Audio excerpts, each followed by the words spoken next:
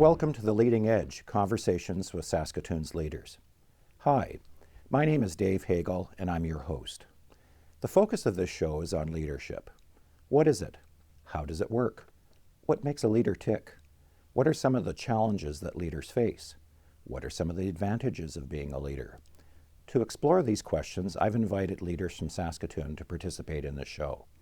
They come from a wide variety of backgrounds and professions. Some come from the private, public, and not-for-profit sectors. Others come from the entertainment industry and the sports world. Yet others come from no organization. They have demonstrated leadership in their personal lives. If you're aspiring to be a leader, stay tuned. I hope you'll find the show provoking and interesting and informative. If you're already a leader, we encourage you to watch as well. Hopefully, you'll learn some new tips and techniques that will take your leadership to the next level.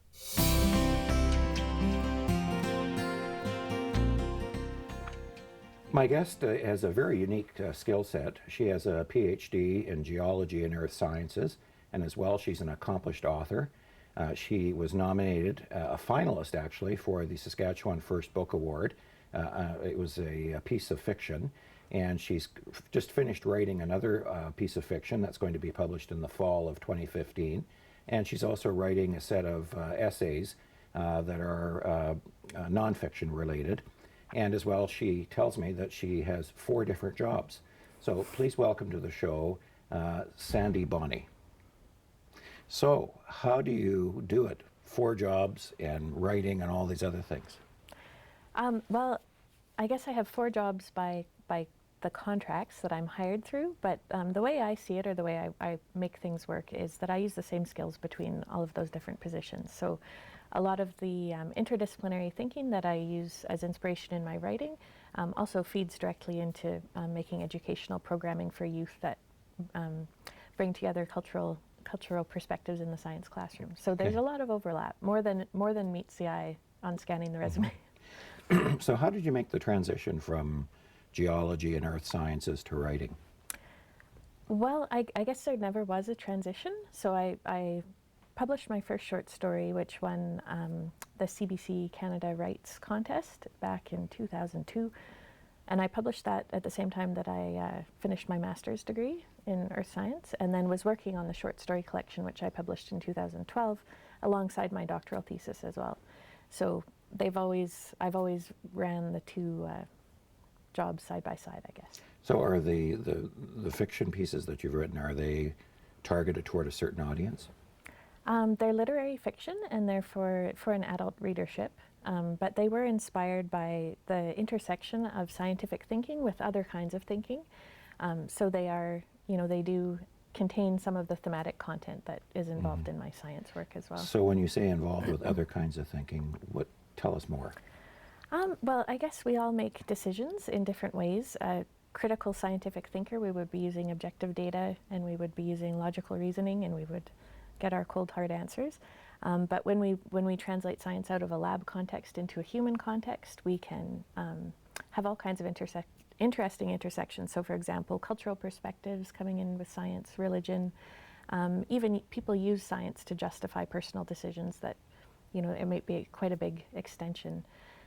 So that's a little abstract. An example, one of the stories in the collection is about a mathematician who is using a theorem that describes the probability of there being life on a planet as a way to understand her own recurrent miscarriages that she's been having.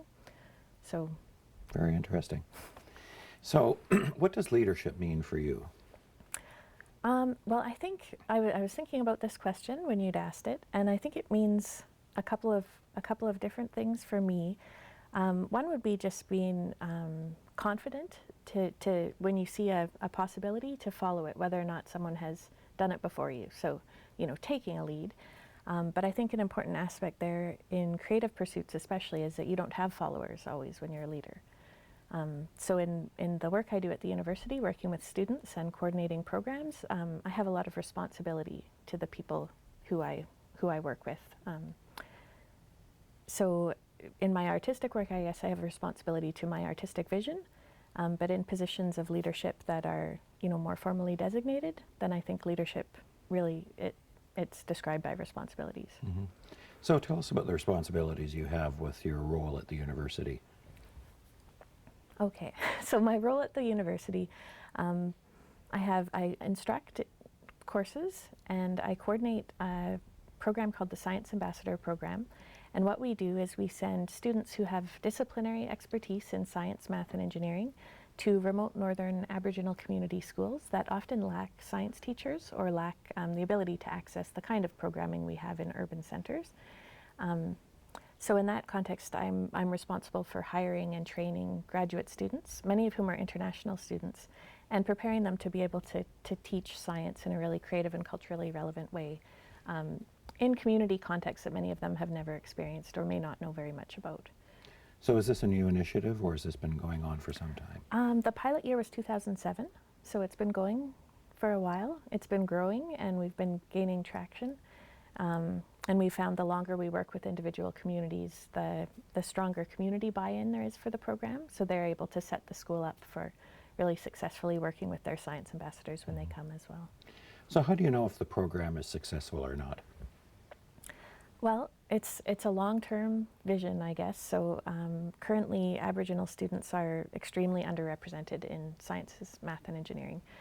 So something like 0.7% of our current students are in those disciplines who are Aboriginal, compared to 16% of the provincial population. So that's a huge discrepancy.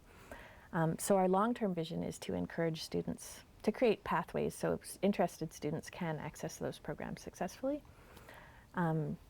The retention problems with science start in about grade 7. So we're looking at, a 10-year window to get those students from middle school up to post-secondary education. So in the meantime, we take the strong community buy-in as a sign of success. They really enjoy hosting our university students. There's been an awesome connection between the university students and the kids in the schools. So they've reported, we have a little questionnaire, and so 4.2 out of 5 stars for I enjoy having science ambassadors in my school. And then we've had all the ambassadors have said they would recommend it to other students and they enjoy the program as well. In terms of hard data, we don't collect too much because of ethical considerations, but the school administrators themselves do. So in the Pa and Opaskwayak Cree Nation, which are just over the border into Manitoba, we've had ambassadors there since 2007 or 2008, and they've had a 40% increase in high school science enrollment. So that's, other factors are coming into play as well, and these are obviously schools that are committed to making a change for their students. But we are, we're committed to this on a long-term scale. Mm-hmm. Yeah. So when you say we, who else other than yourself? Who other than myself? Well, the people who fund the program. So we're administered through the Division of Science in the College of Arts and Science. But we do have buy-in from a wide range of colleges on campus. So the College of Nursing, Medicine, Engineering, Ag Bio, Kinesiology, Dentistry, and the School of Environment and Sustainability have all contributed money, seeing this as something that's important to do. Mm-hmm. So you talked about vision, having this long-term vision of getting more Aboriginal students into the sciences. How important is it for a leader to have a vision? Well, I think it's very important. Speaking for myself in terms of motivation, so last year I had 16 graduate and undergraduate students who I was training and sending out to remote communities. It's a logistical nightmare, getting everything organized. And what really keeps me going is that long-term vision.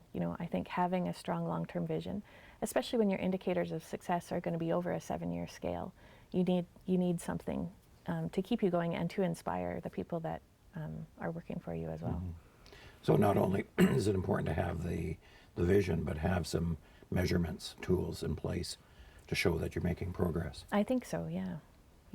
And the bigger the vision, the harder those are to find, maybe. Mm-hmm. Discrete, yeah. So what are the challenges that you face as a leader in that role with the science program? Okay, well, there's the logistical challenge. So I think I'm quite an interdisciplinary, artistic sort of a person. And this job challenges me to do a lot of making sure that the lists get checked off. And that's probably good for me, but that's a challenge. The larger challenge is just addressing the idea of why is this important? Why is this vision something that people should be pushing for? At the community level, we have some communities where the school's really challenged to have resources. So hosting an ambassador is a big commitment. They're schools that probably don't have band programming. Some of them can't afford a lot of recreational activities for the youth, and they have maybe community health issues that they're meeting with the school as well.